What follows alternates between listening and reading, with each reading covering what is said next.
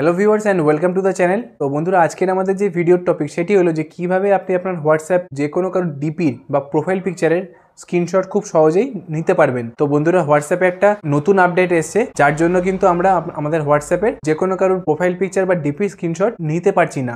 কিন্তু আজকে আমি এই ভিডিওর মাধ্যমে আপনাদেরকে জানাবো যে কিভাবে আপনি তা সত্ত্বেও খুব সহজেই যে কোনো কারোর প্রোফাইল পিকচার বা ডিপি স্ক্রিনশট নিতে পারবেন। তো চলুন বন্ধুরা, ভিডিওটি শুরু করা যাক। তো বন্ধুরা, আমি আমার হোয়াটসঅ্যাপে চলে এসেছি। তো এখানে আপনারা দেখতে পাচ্ছেন যে যদি আমি কোনো একটা প্রোফাইল পিকচারের স্ক্রিনশট এখানে নেওয়ার চেষ্টা করি, তো দেখতে পাচ্ছেন এখানে নেওয়া যাচ্ছে না, can not take screenshot due to PP restriction. তো এখানে আপনারা দেখতে পাচ্ছেন হোয়াটসঅ্যাপে কোনো রকম স্ক্রিনশট নেওয়া যাচ্ছে না। তো যদি আপনাদেরকে স্ক্রিনশট নিতে হয়, তো সবার ফার্স্টে যে প্রোফাইলটা স্ক্রিনশট আপনি নেবেন সেটার উপর ক্লিক করুন।